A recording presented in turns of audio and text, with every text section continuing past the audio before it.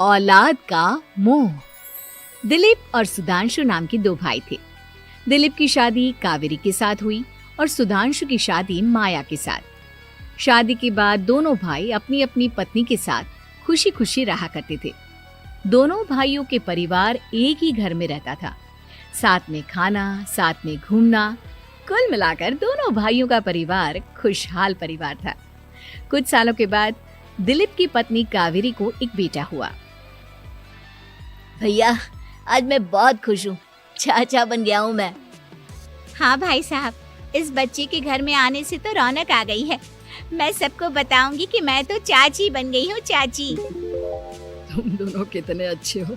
हमारे बच्चे के आने से ऐसे खुश हो रहे हो जैसे ये बच्चा तुम्हारा ही हो। बस भैया, अब आपका बेटा इस दुनिया में आ गया ना, हम भी कोशिश करेंगे कि हमारा भी बच्चा जल्दी से इस दुनिया में आ जाए। और फिर आपका और हमारा बच्चा दोनों मिलकर दिन भर घर के आंगन में खेला करेंगे। कितना मजा आएगा ना।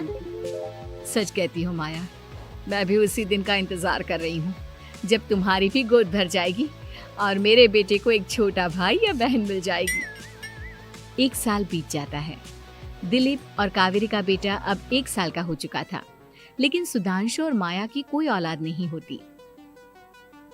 माया, लगता है कि हमारी जिंदगी में बच्चे का सुख ही नहीं है। ऐसा क्यों कहते हैं? दिलीप भाई साहब का बेटा भी तो हमारा ही बेटा है ना। तुम्हारी बात बिल्कुल ठीक है माया, लेकिन फिर भी हमारा खुद का एक बच्चा होता तो कितना अच्छा होता। हाँ, कावेरी भाभी भी हमेशा कहती हैं उन्हें अपने बेटे के लिए एक छोटा भाई या बहन चाहिए। लेकिन देखिए ना, हमारी तो किस्मत ही कितनी खराब है। हमारे तो सारे ट्रीटमेंट भी फेल हो चुके हैं।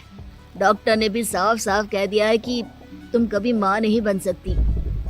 वही तो सुधांशु, बहुत बुरी किस्मत है हमारी।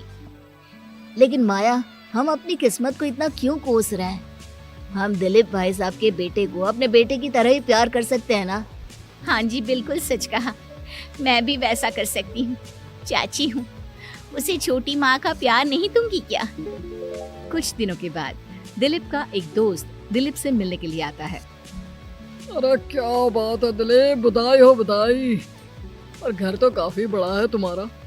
वैसे तुमने अपने बेटे के बारे में क्या सोचा है? भैया, और क्या सोचेंगे, बस उसे पढ़ा लिखा कर अफसर बनाएंगे, उसकी पढ़ाई पर खर्च करेंगे। अरे भाभी, आपकी तो इतनी सारी प्रॉपर्टी है, आपको किस बात की चिंता? ले देकर एक बेटा ही तो है। अरे नहीं दोस्त, तुम गलत समझ रहे हो। इस घर में मैं और मेरा छोटा भाई दोनों रहते हैं। इस घर का आधा हिस्सा मेरे छोटे भाई का है। अच्छा, कितने बच्चे हैं तुम्हारे छोटे भाई के? भैया, उनके साथ ना कुछ प्रॉब्लम है। मेरी देवरानी कभी माँ नहीं बन सकती। अरे फिर किस बात की चिंता? अरे मैं तो कहता हूँ अपने बेटे के भविष्य के बारे में सोचिए ही मत। बस ये घर उसके नाम करवा दीजिए। देखिए, आपके भाई का भी कोई बच्चा नहीं है तो सब कुछ आपके बेटे को ही मिलना चाहिए। लेकिन ऐसा करना क्या सही होगा? अगर उनका बच्चा नहीं है तो क्या हुआ? ये घर आधा उनका है, उनकी जो मर्जी है वो करे। अरे कैसी बात करते हो? उनकी कोई औलाद नहीं है, वो क्या करेंगे प्रॉपर्टी अपने नाम रखकर? हाँ, वैसे भाई साहब, आपकी बात तो बिल्कुल सही है। अब जो कुछ भी है वो हमारे बेटे का ही तो है। आखिर वही तो इस घर के वंश को आगे बढ़ाएगा। मैं कल ही देवर जी से बात करती हूँ। अगले दिन सुधांशु और माया, इधर आओ। तुम दोनों से एक बहुत जरूरी बात करनी है मुझे। बताइए ना भाभी, क्या बात है? आपको कहीं जाना है तो आप अपने बेटे को मेरे पास छोड़कर जाइए। मैं ही पूरा दिन रख लूंगी उसे।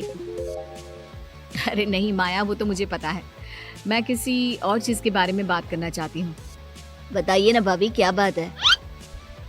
देखिए देवर जी, आपका कोई बच्चा है नहीं, लेकिन मैं जानती हूँ कि आप हमारे बेटे को अपने बेटे की तरह ही प्यार करते हैं। भाभी, बेटी की तरह नहीं, वो हमारा ही बेटा है। मेरे लिए तो वो मेरा ही बच्चा है। वही तो फिर क्यों ना ये सारी प्रॉपर्टी हम मेरे बेटे के नाम करवा दे, क्योंकि तुम्हारा हो या मेरा, हम सबका एक ही तो है बेटा। लेकिन भाभी, अभी तो वो सिर्फ 1 साल का है। अभी से प्रॉपर्टी उसके नाम करवाने का क्या मतलब है? देखे देवर जी, जो काम जितना जल्दी हो जाए ना उतना अच्छा। आने वाले वक्त का क्या भरोसा। भाभी भरोसा क्यों नहीं, हम तो हमेशा आपके बेटे को माँ बाप की तरह ही प्यार करेंगे। हाँ, लेकिन फिर भी मैं चाहती हूँ कि ये सारी प्रॉपर्टी मेरे बेटे के नाम हो जाए। अब मुझे नहीं लगता तुम दोनों को इसमें कोई भी परेशानी होगी, है ना? भाभी वैसे तो आप जो कह रही हैं वो बहुत जल्दबाजी है, लेकिन फिर भी अगर आपको ऐसा लगता है तो ठीक है, कल ही प्रॉपर्टी के पेपर बनवा लीजिए, मैं और माया उस पर साइन कर देंगे। इस तरह से अगले दिन प्रॉपर्टी के पेपर बनवाकर सारी प्रॉपर्टी दिलीप और कावेरी के बेटे के नाम पर करवा दी जाती है। कुछ दिनों के बाद सुधांशु, सुबह सुबह ये कौन लोग आ गए हैं तुम्हारे घर पर? भैया वो ऊपर वाला कमरा खाली पड़ा था ना, सोच रहा था किराएदार रख देता हूँ। लेकिन किराएदार रखने से पहले आपने हमसे पूछा भी नहीं। भाभी इसमें आपसे पूछने वाली क्या बात थी, हमें एक ही कमरे की जरूरत थी, इसलिए सोचा दूसरा कमरा किराए पर दे देते हैं, कुछ इनकम हो जाएगी। अरे माया, ये सारी प्रॉपर्टी अब मेरे बेटे के नाम पर है और यहाँ पर जो कुछ भी होगा उसके लिए तुम्हें मेरी या दिलीप की परमिशन तो लेनी पड़ेगी ना। हाँ सुधांशु, तुम्हारी भाभी ठीक ही तो कह रही है। अब देखो, तुमने खुद अपने हाथों से ये प्रॉपर्टी हमारे बेटे के नाम की है, वह अभी बहुत छोटा है, तो इस घर से रिलेटेड सारे फैसले तुम्हें हमसे पूछ कर लेने चाहिए। भाभी हमें तो लगा था कि आप हम लोगों से बहुत प्यार करती हैं, लेकिन आप तो हमारे साथ भेदभाव करने लगी। अरे, इसमें भेदभाव करने वाली क्या बात है? और मैंने कौन सा तुमसे कुछ गलत मांग लिया? अरे ले देकर मेरा बेटा इकलौता इस पूरे वंश का वारिस है, सब कुछ उसके नाम है। तुम्हें इस बात से जलन क्यों हो रही है? भाभी माया को जलन नहीं हो रही, वो तो बस ऐसे ही कह रही थी। सब जानती हूँ मैं, इसकी खुद की तो कोई औलाद पैदा नहीं हुई, बस इसीलिए जब देखो तब मेरे बेटे पर बुरी नजर डालती रहती है। देखो माया, कावेरी तुमसे बड़ी है, वो जैसा कहती है वैसा करो। और वैसे भी इस घर पर अब तुम लोगों का कोई अधिकार नहीं है, वो तो हम लोगों की भलाई समझो जो तुम्हें अभी तक यहाँ रहने दिया है। भैया आप इतने कैसे बदल गए? इस प्रॉपर्टी ने आपके दिल से हमारे लिए प्यार पूरी तरह खत्म कर दिया है क्या? इसी तरह वक्त बीतता जाता है और देखते देखते दिलीप और कावेरी का बेटा प्रणव 25 साल का हो जाता है और उसकी नौकरी लग जाती है। पापा आज मेरा अपॉइंटमेंट लेटर आ गया है, मैंने सिंगापुर में जॉब ज्वाइन कर ली है। लेकिन प्रणव, विदेश में नौकरी करने जाने से पहले तुम्हें कम से कम अपने मम्मी पापा से एक बार पूछना चाहिए था ना। इसमें पूछने वाली क्या बात है माँ, मैं सिंगापुर जाकर जॉब करना चाहता हूँ तो करना चाहता हूँ। देखो प्रणव, हमने तुम्हारे लिए इतनी सारी प्रॉपर्टी यहाँ पर रखी हुई है, उन सब का क्या होगा? यहाँ रहो, बिजनेस करो। सॉरी पापा, मैं यहाँ रहकर कोई बिजनेस नहीं करने वाला, और ये जितनी भी प्रॉपर्टी आपने मेरे लिए संभाल कर रखी है ना, ऐसे ही किसी को दान में दे दीजिए, क्योंकि मैं सिंगापुर से वापस इंडिया आकर कभी नहीं रहने वाला। दिमाग खराब हो गया है तेरा, जानता नहीं तेरी वजह से हमने तेरे चाचा चाची से लड़ाई करके पूरा घर तेरे नाम करवा दिया था। हाँ तो ऐसा करने से पहले आपको सोचना चाहिए था ना। और मम्मा, मैं तो वैसे भी उस वक्त 1 साल का था, मेरा इस मैटर से कोई लेना देना नहीं है। कैसी बात कर रहा है ये लड़का? अरे तेरी वजह से अपने छोटे भाई से दुश्मनी लेकर बैठा हूँ मैंने तो उसे घर से भी निकाल दिया। जानता नहीं तू, बाजू वाले घर में एक छोटा सा कमरा किराए पर लेकर रहते हैं तेरे चाचा चाची, और ये सब मैंने तेरे लिए किया। देखिए पापा, आपने जो कुछ भी किया अपने लिए किया। मैंने आपसे कब कहा था कि मुझे ये प्रॉपर्टी और घर चाहिए? और वैसे भी अपने भाई के साथ इस तरह का बिहेव करके आपने कोई अच्छा काम तो किया नहीं। तू सही कह रहा है बेटा, हमने तेरे चक्कर में अपने छोटे भाई जैसे देवर और बहन जैसी देवरानी को इस घर से निकाल दिया। बहुत बड़ी गलती हो गई मुझसे। ठीक है मॉम, तो अब आप अपनी गलती सुधारो, लेकिन मुझे तो फॉरेन जाना है, मैं वहीं जाऊंगा। अब आगे क्या करना है ये आपका डिसीजन है।